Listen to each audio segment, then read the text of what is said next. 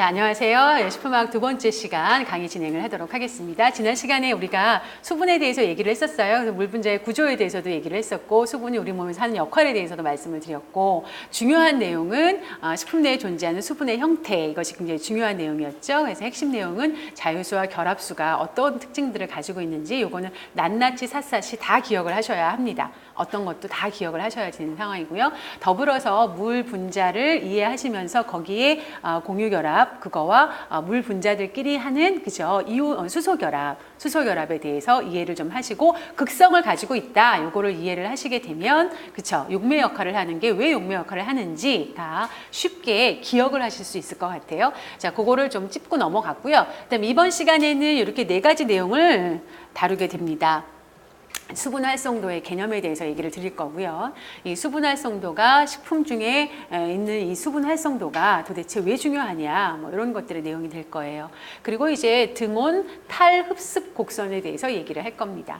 탈습과 흡습 곡선, 탈흡습 곡선이라고 하죠. 그리고 등온 흡습 곡선의 각 영역, 뭐 A 영역, B 영역, C 영역이라고도 하고, 1영역, 2영역, 3영역이라고도 하고, 뭐 다 부르는 거 다 달라요.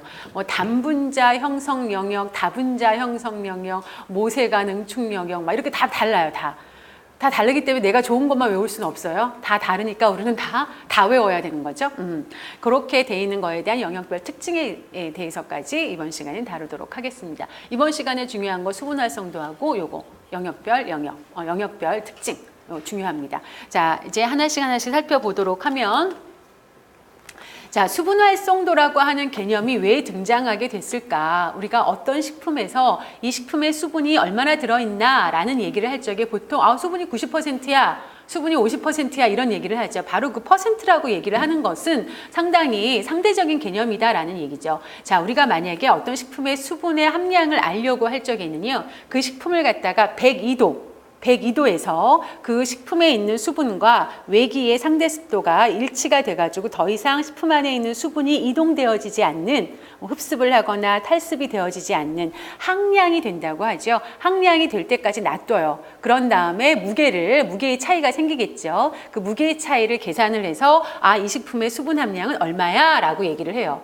그러니 얼마나 번거롭겠어요. 식품의 안정성을 도대체 수분이 얼마가 있으면 이 식품이 안정하냐라고 얘기를 할 적에 기준이 상당히 어렵잖아요. 그죠? 그래서 개념이 필요했어요. 수분 활성도라는 개념이. 그래서 뭔가 어떤 정의를 하고 식품의 안정성에 있어서 어떤 식품의 특징이나 이런 것들을 갖다 얘기하려고 할 적에 그냥 수분 몇 %다라고 하는 거는 워낙 변수가 많은 거죠. 상대 습도나 이런 거에 의해서도 영향을 받기 때문에. 그리고 매번 이거를 갖다 식품을 실험을 해가지고 막 그렇게 할 수가 없으니까 조건이 달라지면 수분의 함량이 달라질 수 있단 말이죠. 외기의 조건이 달라지면. 그래서 만들어낸 개념이 뭐다? 수분 활성도다. 워터 액티비티. 그래서 우리가 어떻게 써요? AW 이렇게 쓰죠. 지금 여기 나와 있는 것처럼 워터 액티비티라고 하면서 AW 이렇게 쓰는 게 수분 활성도입니다.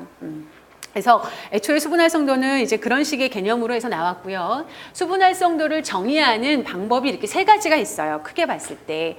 아마 여러분 첫 번째나 이런 거 굉장히 많이 보셨을 거예요. 그래서 어떤 임의의 온도에서 순수한 물의 수증기압을 같은 온도에서 그 식품의 식품에 있는 수증기압의 비로 나타낸 것.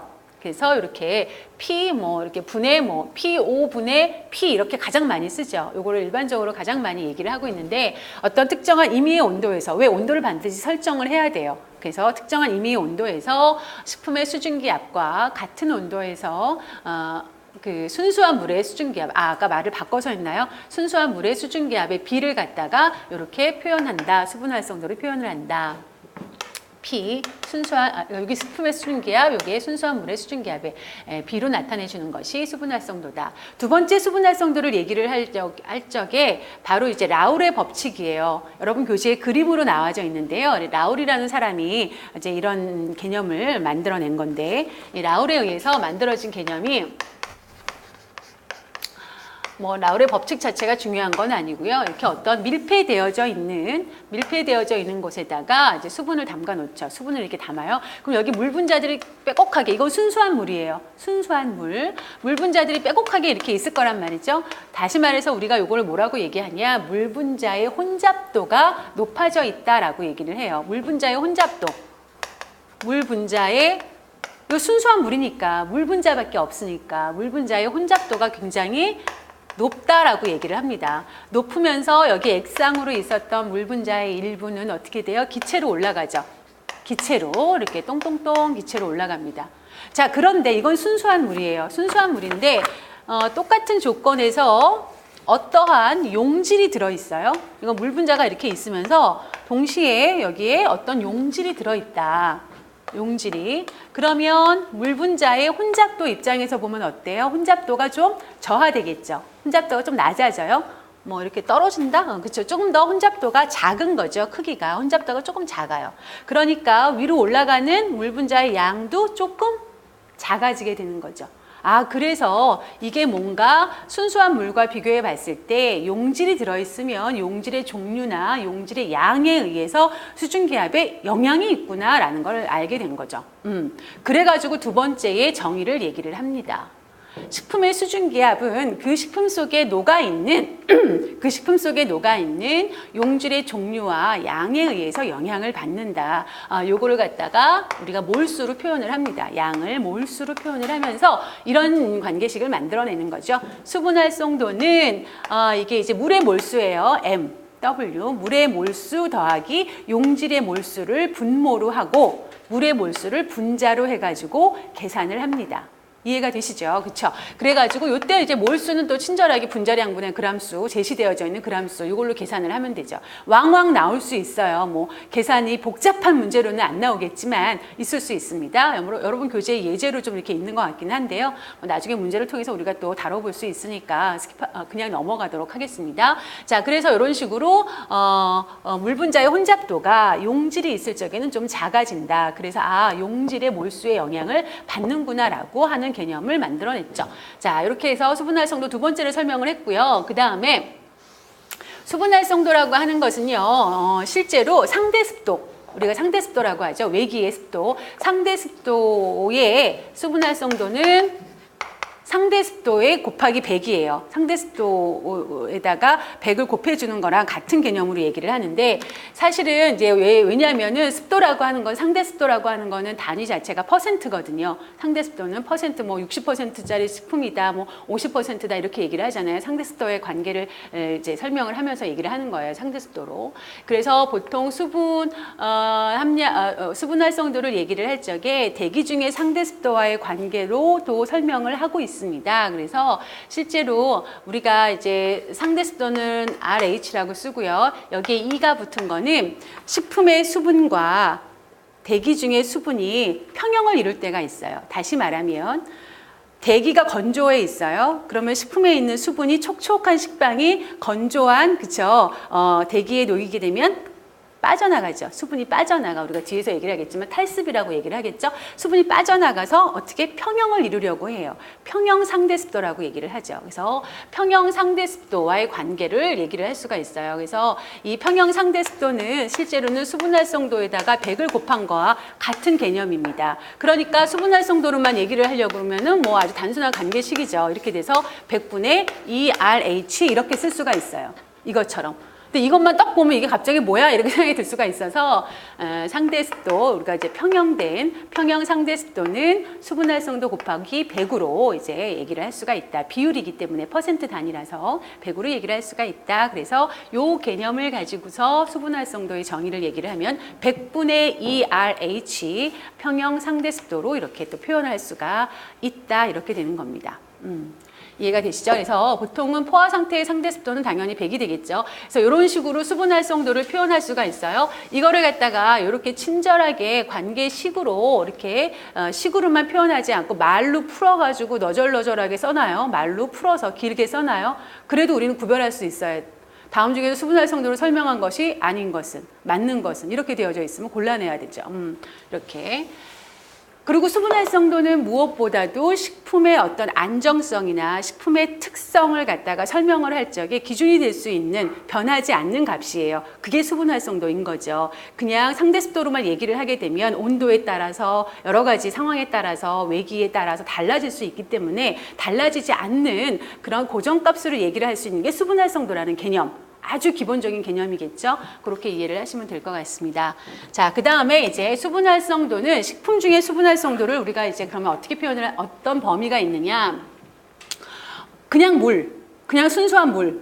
그러면 수분 활성도가 당연히 1이겠죠. 근데 이제 순수한 물, 그 식품 중에는 자연계에 있는 식품 중에는 그냥 물로만 되어져 있는 식품은 없어요. 물 자체가 아닌 다음에는. 그렇잖아요. 그렇죠? 그러니까 수분 활성도 보통 범위가 1보다는 작다라는 얘기죠. 그리고 유지 같은 경우에는 수분이 요만큼도 안 들어있죠. 1도 없다고 얘기 많이 하던데 수분이 아예 없어요. 0이에요. 그러면 수분 활성도가 0이겠죠. 그래서 보통은 이렇게 0이 포함되기도 하는 교재에 따라서는 0이 포함되기도 하고요. 근데 대부분의 교재가 이제 범위 자체를 그런 식품은 거의 없으니까 너무나 제한적이니까 우리가 일반적으로 먹는 식품들을 가지고 얘기를 하는 거라 요 등호는 거의 빼고 얘기를 해요. 그래서 수분 활성도는 0과 1 사이에 있다. 이렇게 얘기를 합니다. 수분 활성도 범위는 0과 1 사이다. 그 다음에 이제 식품들 중에 수분 활성도를 조금 알아두시면 좋은 것이 이런 것들도 띄엄띄엄 이제 우리가 알고 있어야 되는 상황이라서 채소류나 과일류 같은 경우에 수분 활성도는 보통 0.99 정도가 된다고 해요.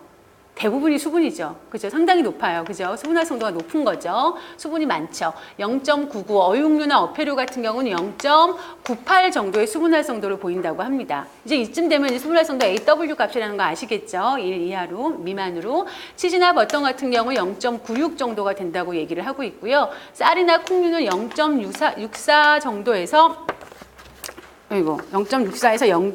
얼마가 되나요? 여기 0.64에서 0, 이거 여기 없나? 그쵸, 있는데 0.64에서 0.60에서 64군요. 숫자 외우는 게 0.60에서 0.64 정도의 범위로 수분 활성도를 가지고 있다. 이렇게 얘기를 합니다. 비교적 건조한 편이죠. 수분 활성도가. 이런 것들에 비하면 이 정도다. 그 다음에 중요한 거 요거 3번 매우 중요합니다. 미생물의 번식과 미생물의 증식과 수분 활성도의 관계. 이거는 반드시 그냥 자다가 툭 쳐도 외워야 돼요. 나와야 돼요. 그냥 세균이 자라나는 수분 활성도 이렇게 얘기하면 몇 이상 이렇게 나와야 된다는 얘기죠. 너무 유치하게 제가 얘기를 했나요? 자, 세균은 0.9 이상, 수분 활성도 0.9 이상에서 증식합니다. 물론 클로스트리디움 보툴리눔과 같은 그러한 세균은 0.9에서도 그 이상이 아닌데도 자라나요.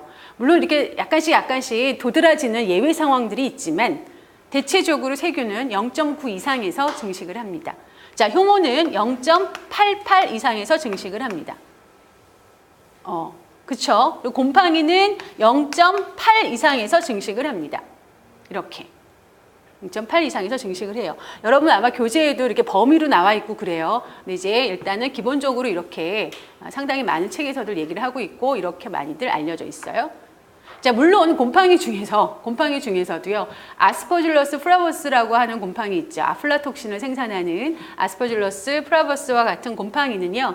0.6에서도 이 이하에서도 0.8 이하에서도 당연히 증식을 합니다. 이렇게 예외 상황들이 있기는 하지만 16% 정도의 수분 함량이 있는 0.8 이하에서도 아스퍼질러스 플라버스는 증식을 하고는 있지만 대체적으로 이렇게 증식을 한다. 기억하시고 여기에 이어서 또 여기 좀 이어서 쓸게요. 내건성 곰팡이가 있어요. 내건성 곰팡이 이거는 0.64 이상에서도 증식을 합니다. 그러면은 꽤 이제 0.64, 0.65 끊어서 0.65 그러면은 꽤 건조한 상태에서도 증식을 한다는 거예요. 내건성 곰팡이는. 그 다음에 내삼투압 효모 이거는 0.6 이상에서. 그러면 이게 수분 활성도와의 관계에서 놓고 봤을 적에 수분 활성도가 낮은 순서대로 증식을 할 수 있는 거를 얘기를 하면 세균, 효모, 곰팡이, 내건성, 곰팡이, 내삼투압, 효모 이런 순서가 되겠죠. 순서대로 수분 활성도가 적어도 이렇게 증식을 할 수 있어요. 그래서 수분 활성도의 양과 미생물의 성장은 반드시 기억을 하고 계셔야 합니다. 왜? 이것들은 식품의 안정성과도 관계가 돼요. 그렇기 때문에 이 수분 활성도를 낮추기 위해서 여러 가지 방법들을 사용을 하겠죠. 가공 방법들을 뭐 탈수를 시킨다거나 당장을 한다거나 염장을 한다거나 이러한 방법들을 사용을 합니다. 그래서 계속적으로 나오게 되는 내용이니까 이 부분은 잘 기억을 해두시면 좋겠어요. 자, 틀리게 말한 부분은 없을 거고, 자 이렇게 얘기를 했고, 메모가 필요한 부분들은 메모를 좀 해두시면 좋겠습니다. 자, 이렇게 얘기를 하고요. 미생물 얘기가 나왔으니까 이어서 조금 얘기를 할게요. 여기서 이제 이어서 미생물이 수분 활성도와 관계해가지고 증식을 하게 되다 보니까 미생물의 증식을 억제하려고 하는 방법들, 여러 가지 방법들이 나와요. 미생물 증식을 억제하는. 우리가 알고 있는 가장 대표적인 방법이 당장이나 염장이에요. 그쵸? 당장은 설탕을 첨가해가지고 삼투압을 높이는 거죠. 설탕을 첨가해서 삼투압을 높여요. 삼투압을 높이게 되면 무슨 일이 벌어지죠? 뭐 당장이든 염장이든 이건 설탕을 넣고 이건 소금을 넣는 건데 삼투압을 높이게 되면 탈수가 생깁니다. 그 안에 있는 세포 안에 있는 그것들이 빠져나가죠. 그죠? 뭐 또는 식품 안에 있는 수분이 빠져나가죠. 탈수가 되면서 생기는 것이 수분 활성도가 떨어지게 되죠.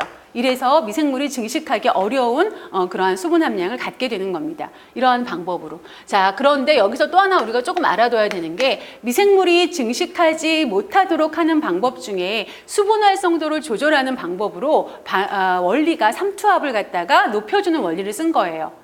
미생물이 증식하지 못하도록 하는데 삼투압의 원리를 쓰지 않은 다른 방법들도 있어요.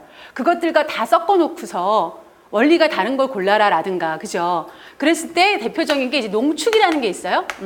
농축이라는 거 어떤 개념일까요? 수분을 날려버린 거예요. 수분을 없애버린 거죠. 그래서 그 식품의 성분만이 남아있도록 해주는 건데 무슨 방법으로 수분을 날려버리느냐? 가열을 해가지고 수분을 날리는 거예요. 자, 똑같이 여기도 이제 수분의 양을 줄이는 거고 이 농축도 수분의 양을 줄이는 건데 이거는 삼투압의 원리를 이용을 해서 줄이는 거고요. 얘는 가열을 해서 수분을 없애버린 거예요. 이해가 되시죠? 그래서 이제 미생물의 증식을 갖다가 낮추도록 해주는 그런 방법이에요. 그렇지만 원리가 약간 틀려요. 제가 어떤 얘기를 하려는지 아시겠죠? 원리가 틀리다는 거. 또 하나 이제 우리 산절임이라는 거, 산장이라고 말하면 좀 이상한가? 초절임. 초절임이라는 말, 이게 염장, 당장 나와서 산장이라고 제가 했는데 초절임을 한번 생각해 보자고요. 초절임 할 적에 이것도 역시 미생물의 증식을 억제하는 방법이에요. 근데 이거는 삼투압도 아니고 가열로 해서 열을 날리는 것도 아니에요. 이거는 미생물의 증식에 꼭 필요한 적정 pH를 갖다가 조절해 준 거예요. pH를 누굴 넣어서? 식초를 넣어서, 그쵸? 초를 넣어가지고 어떻게 해줬어요? pH를 낮춰줬어요. 몇 이하로? 4 이하 정도로 낮춰줬어요. pH를 낮춰줘가지고 미생물이 결과적으로 어떻게 증식이 안 되도록 해주는 거예요. 얘도 미생물 증식 안 되고 얘도 미생물 증식 안 되고 얘도 미생물 증식 안 돼. 그래서 결국은 미생물의 안정성을 가져오는 건 맞는 건데 그쵸? 원리가 약간씩 다르다는 거 이해를 해두시기 바랍니다. 자, 요거 하나 추가를 했고요. 자, 그 다음 이제 넘어가도록 해보죠. 다음에 삼투압과 수분 활성도 이제 뭐 여기 정리하면 되는 거죠. 삼투압을 높여주면 중간에 뭐가 된다? 탈수가 된다. 그래서 수분 활성도를 낮춰주게 된다. 그쵸? 이렇게 이제 정리가 될 수 있어요. 앞에서 얘기를 했기 때문에 요거는 자, 화학 반응과 수분 활성도도 관계가 있죠. 화학 반응과 수분 활성도도 굉장히 관계가 있습니다. 그 중에 대표적인 거 아미노 카보닐 반응이 나와요. 아미노 카보닐 반응을 우리가 마이알 반응이다라고도 얘기를 합니다. 마이알 반응 뭐 이렇게 얘기를 하기도 하고 마이알 반응 또 이제 영어식으로 읽어서 이 사람이 이제 프랑스 사람이었던 게죠. 다 자기들 연구자들 이름 써가지고 막 하잖아요. 근데 이건 영어식으로 하면 메일라드 반응 이렇게 얘기를 하기도 해요. 그리고 아미노 카보닐 반응이 참 좋은 명명이에요. 아미노기와 카보닐기가 반응을 하는 거다라고 해가지고 굉장히 자세하게 설명이 나와져 있는 거예요. 그런데 이제 마이알 반응만 기억하고 있고 아미노 카보닐 반응을 전혀 별개의 다른 반응으로 생각을 하고 있으면 이제 문제 푸는데 굉장히 곤란한 상황을 겪는 거죠. 그죠? 다 같은 말이에요. 그래서 아미노 카보닐 반응, 마이알 반응, 이거는 어떤 이거는 어떤 갈변이냐면 비효소적 갈변이에요. 우리가 효소적 갈변이 있고, 이제 갈변, 효소적 갈변이 있고, 비효소적 갈변이 있습니다. 이거는 효소가 관여하는 갈변, 이거는 효소가 관여하지 않는 갈변이겠죠. 그러니까 비효소적이겠죠. 효소적 갈변은 이제 뭐 페놀 옥시데이즈, 페놀 옥시데이즈 이러한 효소가 관여하는 갈변이 있고요. 그 다음에 뭐 타이로시네이즈 타이로시네이즈 이런 효소가 관여하는 반응이 있어요. 지금은 이게 기억나는 것 같기도 하고 아닌 것 같기도 하고 알 것도 같고 모를 것도 같고 상관없어요. 지금은 그냥 이렇게 들으세요. 계속 얘기해요. 제가 계속 얘기할 거고요. 뒤에 갈변 가서도 얘기할 거고. 하지만 여유가 되신다면 지금 알아두는 게 나중에 가서는 훨씬 좋겠죠. 그래서 그러니까 페놀 옥시데이즈나 타이로시네이즈와 같은 효소가 작용하는 그런 갈변이에요. 특히 이런 거 같은 경우에는요.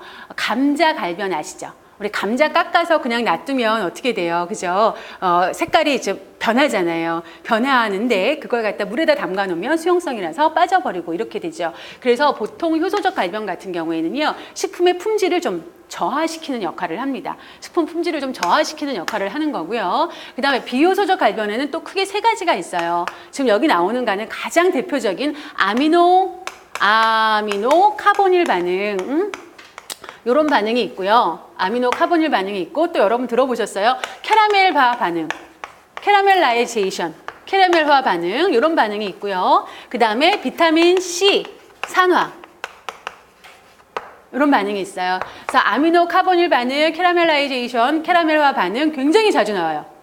특히 아미노 카보닐 반응 너무너무 자주 나와요. 그래서 요 두 가지가 비효소적, 요 세 가지가 비효소적 반응에 있는 갈변 반응이고요. 그 다음에 이제, 요거는 참 식품에 좋은 영향을 줘요. 뭐 간장이나 빵의 그 갈색에 기여를 하고요.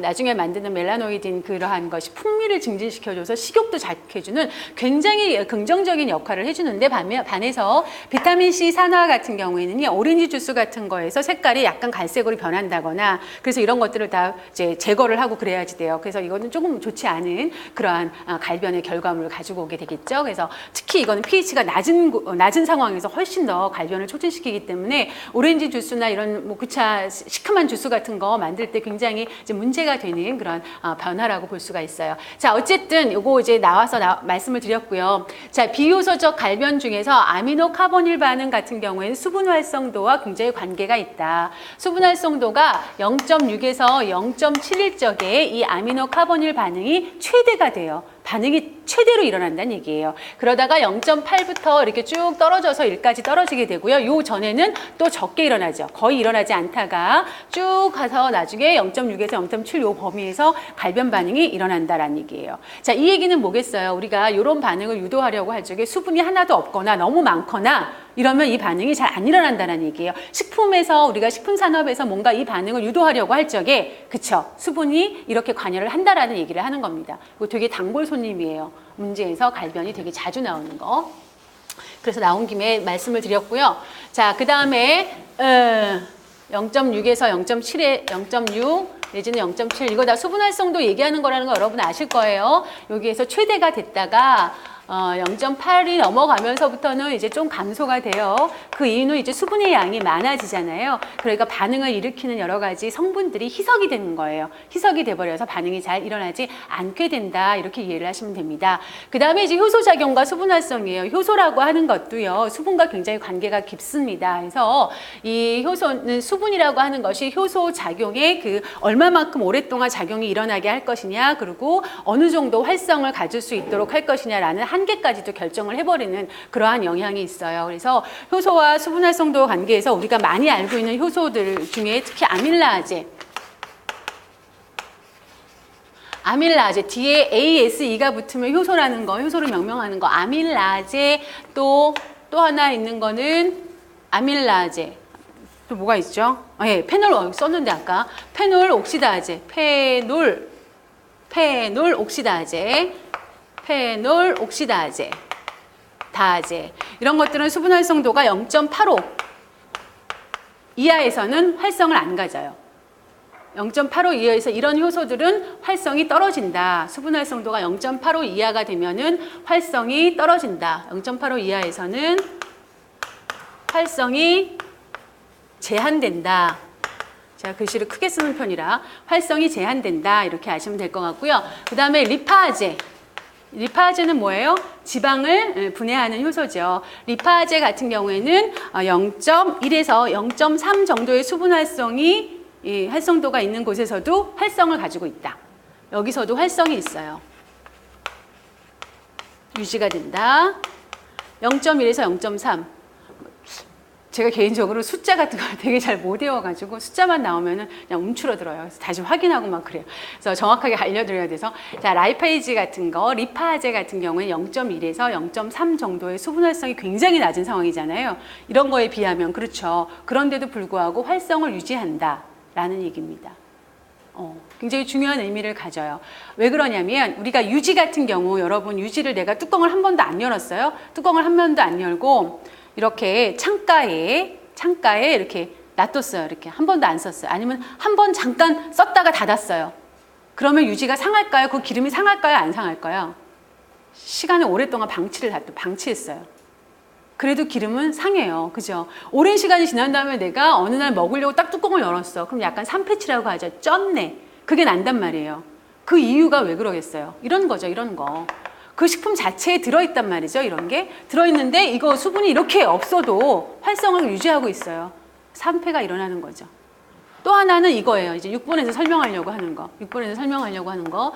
자, 요거 이제 좀 적으셨죠? 필요한 부분들은 제가 그럼 좀 지우고요. 자, 유지 산패, 특히 자동 산화와 수분 활성도. 요것도 굉장히 중요한 얘기입니다. 자, 우리가 보통 이제 아까 그 단분자층 형성하는 수분의 형태 기억하시죠? 단분자층을 형성하고 있어서 식품의 성분들과 수분이 같이 결합이 되어져 있다. 결합이 되어서 식품 성분에 이렇게 막을 싸서 어찌 보면 이 막이 없다라고 생각을 하면 이 식품의 성분들이 외기에 그대로 노출이 되는 거예요. 식품 성분들이. 다시 말을 바꿔서 얘기를 하면 이렇게 단분자층이 형성이 되지 않았다. 그러면 유지라는 식품으로 생각을 해볼까요? 그러면 유지와 함께 있는 지용성 비타민이라든가 여러 가지 향기 성분이라든가 기타 등등 지용성 색소 성분이라든가 여러 가지 성분들이 함께 그 식품에 섞여 있단 말이죠. 그런데 이렇게 단분자층을 형성하지 않았어요. 다시 말해서 수분 활성도가 매우 낮아요. 매우 낮아서 이렇게 결합되어져 있는 수분조차도 없어요. 그렇게 되면 그냥 햇볕, 자외선, 금속, 산소 이런 거에 식품의 성분들, 특히 유지 성분들이 그대로 노출되어져 있다 이렇게 얘기를 할 수도 있겠죠. 그렇게 되면 액상 기름 같은 경우 이중 결합이 되게 많으니까 불안정한 결합이란 말이죠. 그래서 외기에 금속이라든가 혹은 자외선이라든가 아니면 산소에 의해서 그쵸. 산패가 진행이 된다는 겁니다. 자, 그렇다면 요 단분자층을 형성하고 있는 것이 어찌 보면 식품의 성분이 직접적으로 외기에 노출되어지는 것을 보호해 주는 거죠. 여기에 다분자층까지 있으면 더 좋은 거죠. 더 좋은 거죠. 그래서 우리가 기준을 얼마로 잡느냐? 0.3. 수분 활성도가 0.3일 경우에는요. 이런 것들이 형성이 돼요. 이렇게. 조금 다분자층까지도 약간 형성이 돼요.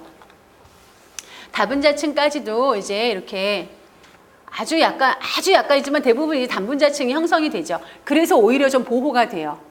식품의 성분들이 외기랑 직접 노출되어지는 것이 보호가 돼서 지방의 유지에 산패, 특히 자동산화가 최저예요. 그런데 이것보다 수분이 더 낮거나 이것보다 수분이 더 많거나 그러면 증가가 돼버립니다. 뭐가? 유지의 자동산패가. 다시 말해서 유지의 산화가 증가가 됩니다. 이해가 되시죠? 그래서 유지의 산패와 수분 활성도는 굉장히 중요한 개념을 가지고 있는 그러한 부분이다. 이해를 하시면 되겠어요?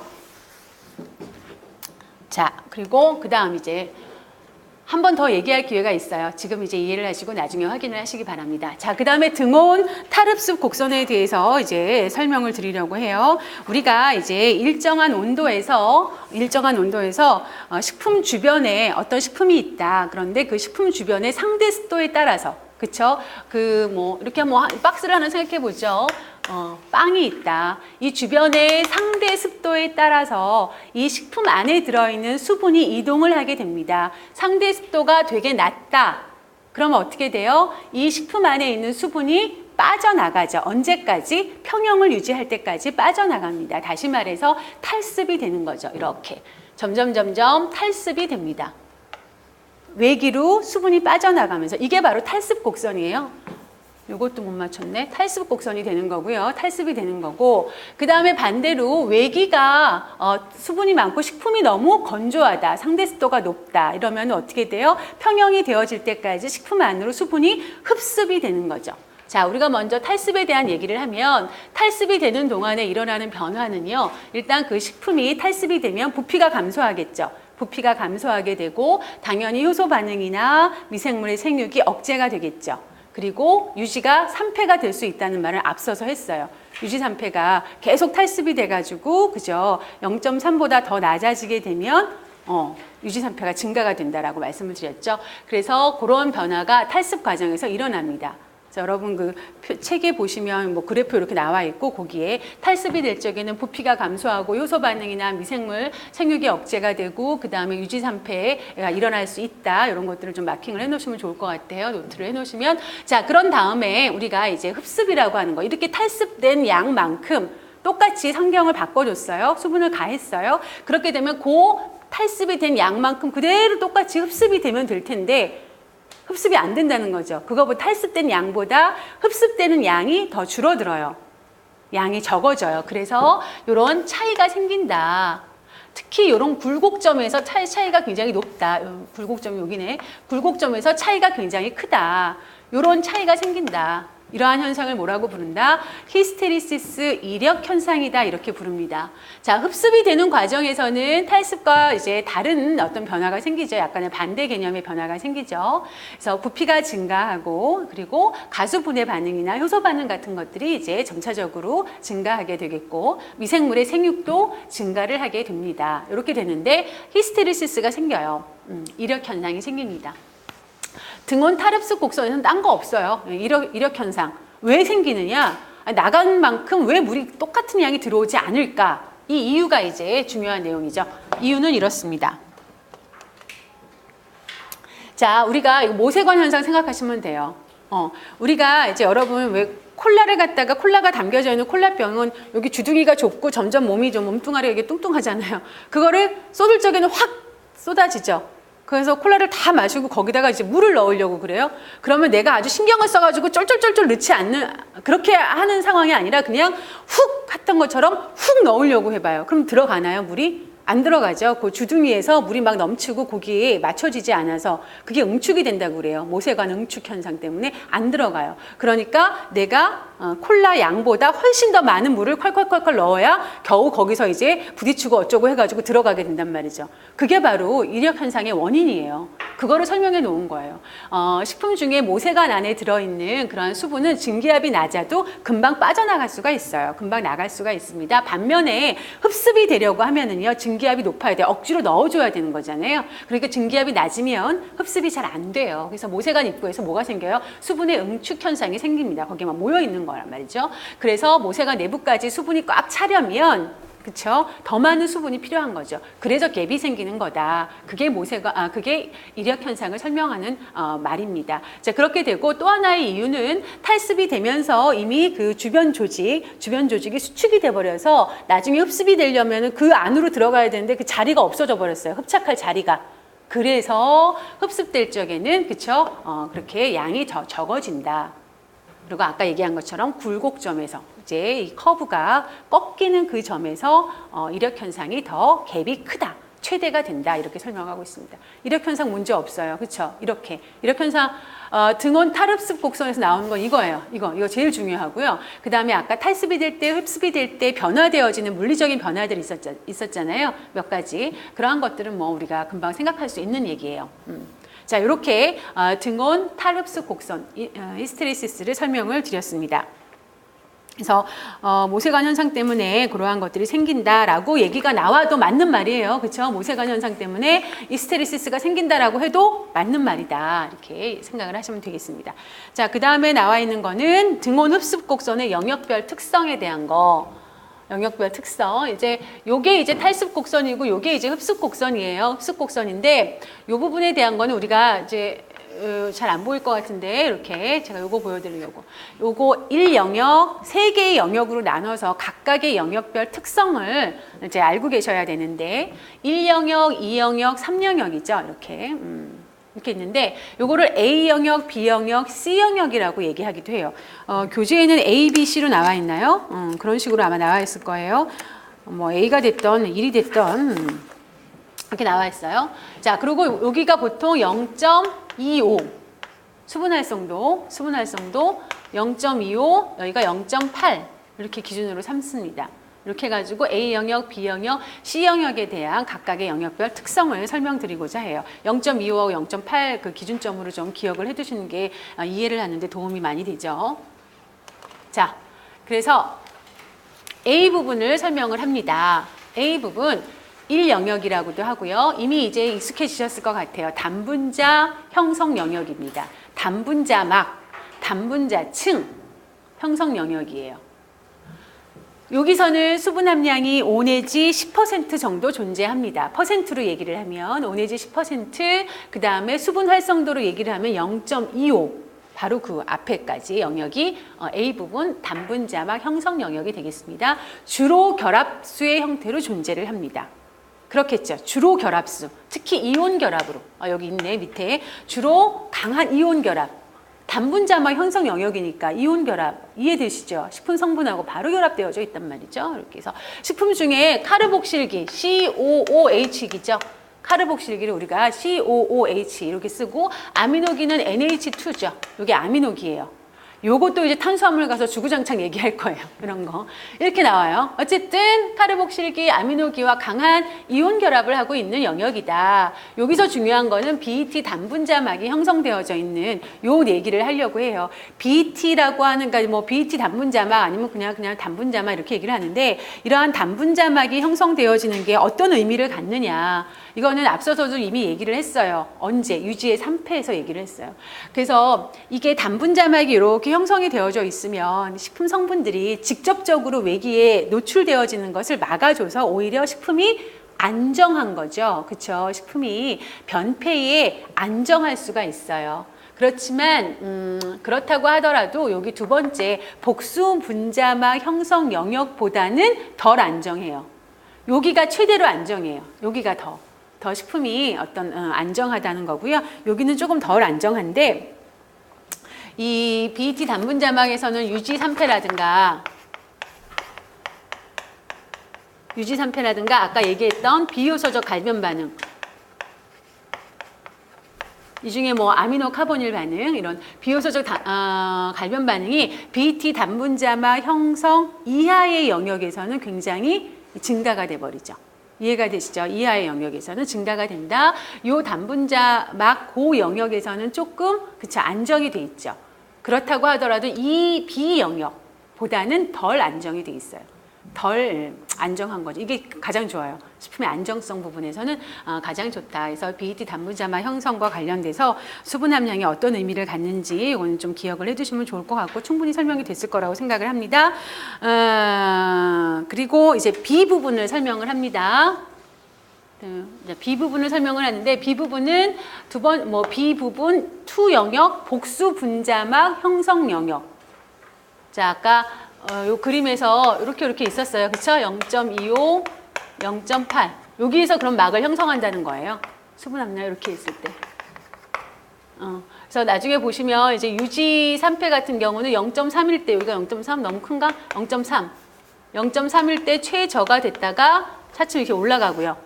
갈변 반응도 이렇게 해서 좀 낮게 이렇게 있다가 6, 7에서 올라갔다가 8에서 이렇게 다시 떨어지고 이렇게 나와요. 그러니까 이 BET 이 막에 대한 설명이 굉장히 중요하죠.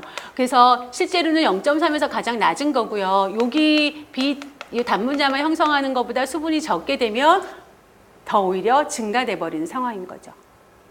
자, B 부분은요, 이제 수분 활성도는 0.8 정도를 기준으로 하고 있고요. 여기서도 당연히 결합수 형태로 존재를 하는데 앞에서 이온 결합이 되어져 있는 거는 다르게 약간 그쵸? 수소 결합으로 되어져 있는 준결합수 형태로 되어져 있다. 준결합수라는 말, 수소 결합이라는 말 이해를 충분히 하실 거라고 생각을 해요. 그리고 복수 분자층이라고 하는 거. 그렇죠? 그래서 이런 영역이 있다. 물 분자들이 복수 분자막 다분자층을 형성하는 영역이 바로 이 영역, B 영역이다. 따라서 다분자층을 형성하기 때문에요. 식품의 안정성에 있어서 가장 좋은 영역입니다. 그렇겠죠. 조금 우리가 생각했을 적에는 수분이 하나도 없어야 더 안정한 거 아니냐라고 생각을 했었다고 하면 오히려 그것이 외기와 직접적인 성분들이 노출이 돼버리기 때문에 안정성이 훨씬 떨어진다라는 겁니다. 그래서 이 복수 분자막 형성하는 비영역 부분이 식품의 안정성에 있어서 가장 좋은 영역이 된다. 그래서 건조식품의 안정성이 최대가 되는 영역이 어디다? 비영역이다. 반드시 알아두시기 바랍니다. 비영역은 건조식품의 안정성이 최대가 되는 영역이다. 까지 설명이 됐고요. 대부분 다 이제 교재랑 비슷하게 설명이 된 거라고 생각을 하고 다음 슬라이드 넘어가 보면 마지막 이제 C 영역이 있어요. C 영역은 이제 아시겠죠? 당연히 결합수 영역으로, 자유수 영역으로 되어져 있는 곳이죠. 자유수 영역. 3영역이라고도 하고요. 모세관 응축 영역이다 이렇게 얘기를 합니다. 모세관 응축 영역 자유롭게 왔다 갔다 들어갔다 빠졌다 이렇게 되는 거죠. 그러면서 이제 C 영역에 대한 설명은 수분 함량이 70% 이상이 된다. 이렇게 설명을 하고 있고요. 자유수, 유리수의 형태다. 그리고 식품의 다공질 구조라고도 해요. 모세관 구조를 다공질 구조다. 이렇게 얘기를 하기도 합니다. 구멍. 다공질 구조에 수분이 자유로이 연결되므로 식품 성분의 용매로서의 역할을 한다. 효소 반응, 화학 반응이 촉진이 되고 미생물 증식이 가능한 그러한 영역이 된다라고 얘기를 합니다. 식품의 품질 저하가 당연히 가장 많이 일어나는 영역이 어디다? 모세관, 응축 영역이 되겠다. 그래서 이 세 개의 특징적인 어떤 설명들, 그죠? 우리가 등원 흡습 곡선에서 세 개 영역의 특징적인 설명들을 반드시 구별해서 기억을 해두시면 좋겠습니다. 그렇게 되고 요 설명이 됐고요. 그 다음에 또 하나 알고 있는 내용이 바로 중간 수분 식품이라고 하는 것들이 있어요. 요거 개념은 아마 추가로 좀 해놓으시는 게 좋겠어요. 수분 활성도가 0.65에서 0.85 정도. 대충 이제 그림이 그려지실 거예요. 0.65에서 0.85 정도의 수분 활성도를 보이는 식품. 그러한 식품들을 보통 뭐라고 하냐? 중간 수분 식품이라고 얘기를 하는데 요때에 요런 상황에 있는 식품들이 굉장히 미생물적으로 안정되어져 있어요. 미생물에 안전해요. 그래서 저장성이 높습니다. 그럼 어떤 식품들이 여기에 포함이 되는 거냐? 잼, 아시죠? 잼 뭔지? 잼, 마마레이드, 건조과일 같은 것들이 중간 수분 식품이라고 보통 얘기를 해요. 그래서 저장성이 굉장히 높은데 잼 같은 경우에는 우리가 어떻게 만들어요? 과육하고, 그죠? 과즙하고 섞어가지고 누구를 넣어요? 설탕을 넣죠. 그러면서 수분 양을 조절을 한 거잖아요. 그죠? 그래서 가열해가지고 만들잖아요. 농축과 탈수, 그러니까 삼투압의 원리와 농축의 원리를 같이 이용을 해가지고 수분 함량을 적절하게 여기에 맞춘 거예요. 그래서 미생물적으로 굉장히 안전한 식품을 만든 겁니다. 요게 마마레이드 같은 경우는 뭐 과즙을 빼고 과피하고 과육하고 이제 설탕 넣어가지고 졸인 거잖아요. 역시 원리는 그런 식으로 같이 한 거예요. 건조과일은 이제 수분을 갖다가 건포도 말렸다고 해도 여러분 바삭바삭하게 마르나요? 그렇게까지 안 말리거든요. 감 말렸다고 해도 감말랭이 뭐 과자같이 마르나요? 그거 아니거든요. 그게 훨씬 더 이제 저장성이 어느 정도는 있다라는 거죠. 맞춰가지고 한 거예요. 또 비슷한 것이 젤리 있어요. 젤리는 뭘 가지고 만든 거냐? 과즙만 가지고 만든 거예요. 과즙에다가 설탕 넣어가지고 이제 농축한 거 이렇게 만든 거죠. 그래서 중간 수분 식품을 만드는 데 있어서 들어가는 것이 이제 당장이라고 하는 삼투압을 높여준 원리도 들어있고 설탕을 넣어서 가열을 하는 농축이라고 하는 그런 원리도 같이 집어넣어서 미생물이 증식하기 어려운 이러한 수분 활성도를 보이는 영역으로 만든 거다. 그래서 미생물적으로 안전하게 만든 거다. 자, 미생물은 뭐 세균, 효모, 곰팡이가 수분 활성도랑 굉장히 관계가 있잖아요. 그래서 뭐 0.9, 0.88, 0.8 얘기했었죠. 그 이상에서 증식을 한다. 이런 말씀 또 드렸어요. 그래서 계속 반복적으로 이런 것들이 나올 때마다 제가 말씀을 드리긴 하는데 그럴 때마다 여러분도 다시 한 번씩 생각을 해두시면 훨씬 이 정해진 시간 안에 공부를 해도 효율성이 좀 있지 않을까, 농축되게 밀도가 높게 공부를 하게 되지 않을까 생각을 합니다. 자, 이번 시간에서는 중요한 내용은 앞서서 말씀드렸던 것처럼 그 수분 활성도에 대한 세 가지 개념, 세 가지 정의를 말씀을 드렸어요. 그 라울의 법칙에서 나온 몰수를 가지고 얘기하는 몰수의 개념도 있었고, 증기압의 개념을 가지고 얘기한 것도 있었고, 그 다음에 또 마지막 상대습도, 그죠? 상대습도의 개념을 집어넣어서 한 것도 있었어요. 이건 어떤 거가 됐든지 다 기억을 하시는 것이 바람직하겠고요. 그 다음에 뭐니 해도 등원 탈 흡습 곡선의 특징. 왜 이것이 일치하지 않느냐? 곡선이 흡습과 탈습이 왜 일치하지 않느냐? 일치하지 않는 현상, 이력 현상이라고 한다. 이력 현상 자체도 중요하지만 왜 일어나느냐? 모세관 현상으로 설명을 했었어요. 그러면서 이제 흡착 위치가 감소가 되고 증기압이 낮을 때 탈습이 가능한데 흡습 같은 경우는 그게 어렵다. 그래서 더 많은 수분이 필요하다. 이런 말씀을 드렸고, 이제 등온 흡습 곡선에 3개의 영역이 있어요. 그죠? 0.25와 0.8. 얘기를 하면서 A 영역, B 영역, C 영역, 단분자층 형성 영역, 다분자층 형성 영역, 모세관 응축 영역 이렇게 얘기를 했었어요. 각각의 특징들을 얘기했고 특히 그 중에서 중요한 건 유지 3폐와 비효소적 갈변 반응이 이제 단분자층 형성하는 그거보다 낮을 때부터 이제 유지 3폐가 많이 그렇죠? 일어난다라는 말씀을 드렸었어요. 그러면서 이제 단분자막이나 특히 다분자막, 복수분자막 이것이 식품의 건조의 안전성에 있어서는 굉장히 중요한 역할을 한다. 그래서 B 영역 그것이 식품의 그 안정성이 최대가 되는 영역이다. 이런 말씀을 드렸어요. 그렇죠? 그래서 그 부분에 대한 거 잘 기억을 해두시면 될 것 같고요. 오늘 시간에는 여기까지 하는 걸로 정리가 될 것 같습니다. 다음 시간에 또 이어서 수분에 대한 내용이 하게 되면 수분 내용은 이제 끝나요. 수분 내용 끝나고 바로 이제 탄수화물 내용으로 또 들어가도록 할게요. 자, 이번 시간은 여기까지 하는 걸로 정리하고 다음 시간에 뵙도록 하겠습니다. 수고 많으셨습니다.